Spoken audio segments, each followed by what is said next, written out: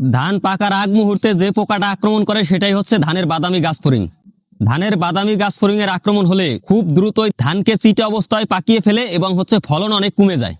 যাদের জমিতে ধান 70 থেকে 80% পেকে গেছে তাদের জমিতে কারেন্ট পোকার আক্রমণ হলেও ওষুধ বা কীটনাশক না স্প্রে করলেও সমস্যা হয় না। প্রিয় কৃষক বন্ধুরা, কেমন আছেন সবাই? আপনারা দেখছেন কৃষিভিত্তিক ইউটিউব চ্যানেল চাষি বাই 2.0।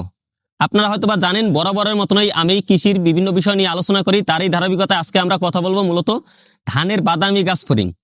তো যেমনটা দেখতে পাচ্ছেন, আমি এবং আমার বাবা চলে এসেছি আমাদের নিজেদের এই জমিতে।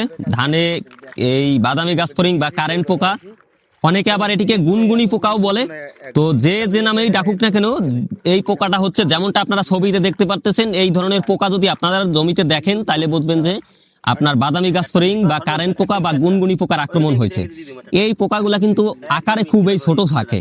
যেমনটা আপনারা দেখতে পাচ্ছেন, একবার এটি যখন রোদ থাকে, রোদের সময় কিন্তু ধানের গোড়ার দিকে অবস্থান করে। তারা হচ্ছে ধানের গোড়ায় বসে বসে সারাদিন বসে রস চুষে খায়। এবং যখন রোদের প্রাদুর্ভাব কমে যায়, দিনের বেলায় সাধারণত এই গাছের গোড়ায় থাকে এবং যখন রোদ কমে যায় তখন তারা গাছের উপরে উঠে সমস্ত গাছের কিন্তু রস চুষে খায়, যার কারণে হচ্ছে আমাদের ফলনে কিন্তু ব্যাপক ক্ষতি হয়ে যায়। আর এই পোকাটা কিন্তু আমাদের সচরাচর দেখা যায় না। যখন আমাদের ধান ধরে এসে যখন পাকার সময় হয় সেই সময়টাই কিন্তু বেশি দেখা যায়। আর এই ধানের বাদামি গাছ ফড়িং খুবই দ্রুত বংশ বিস্তার করে। প্রতিটি ধানের বাদামি গাছ ফড়িং এর মহিলা পোকাটা 400 থেকে 600 ডিম পারে। আর প্রত্যেকটা ডিম থেকে কিন্তু আবার বাচ্চা হয়, বাচ্চা হয়ে কিন্তু আবার দ্রুতই বংশ বিস্তার করে, সারা সমস্ত জরিতেই কিন্তু এরা ছড়িয়ে যায়। এই জন্য হচ্ছে এই পোকাটা দেখার প্রথম দিকেই যদি কীটনাশক স্প্রে করা যায় তাহলে কিন্তু খুব ভালো ফলাফল পাওয়া যায় এবং হচ্ছে এই পোকাটা দমন হয়ে যায়।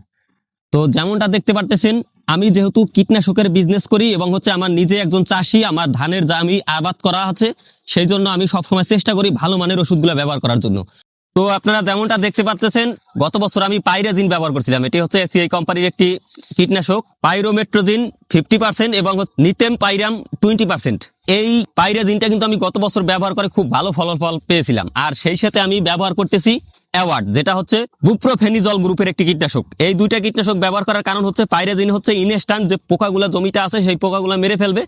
আর অপর দিকে যে এই অ্যাওয়ার্ডটা আছে, অ্যাওয়ার্ডটা কি করবে, আমার যেহেতু ধানটা কাটতে আরো 20 থেকে 25 দিন দেরি হবে, সেই জন্য হচ্ছে বাইরে থেকেও যদি কোনো পোকা আসে, সেই পোকা কিন্তু যদি এই আমার যে কীটনাশক ছিটানো যে ধান গাছ আছে এই গাছের যদি রস খায় তাহলে কিন্তু সাথে সাথে ওই পোকাটাই ইনস্ট্যান্ট প্যারালাইসিস হয়ে যাবে এবং হচ্ছে বংশ বিস্তার করতে পারবে না এবং ধীরে ধীরে সে মারা যাবে।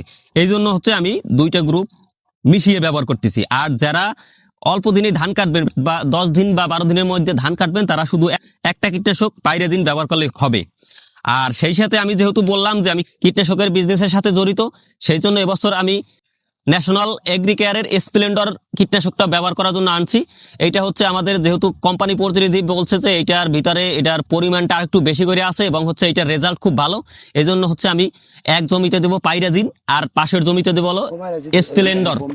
দেখি কোনটার রেজাল্ট ভালো। যেটার রেজাল্ট সবচেয়ে ভালো আমি আমার কৃষকদেরকে সেই কীটনাশকটাই সাজেস্ট করব দেওয়ার জন্য।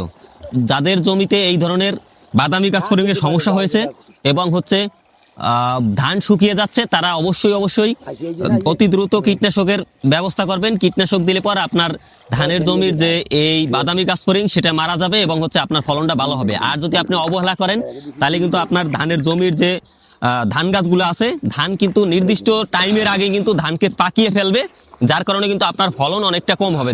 যেখানে আপনার প্রতি 20 শতকে যদি 15 মণ ধান হইতো, সেখানে আপনি দেখবেন বলে ধানের ফলন কমে 2 থেকে 3 মণ কমে গেছে। এজন্য হচ্ছে আপনারা যদি এই বাদামি গাছ ফড়িং এর আক্রমণ দেখেন, সাথে সাথেই আপনারা চেষ্টা করবেন কীটনাশক স্প্রে করতে। আর যদি কারো কোনো ধরনের কীটনাশকের প্রয়োজন হয় তাইলে আমার সাথে যোগাযোগ করতে পারেন।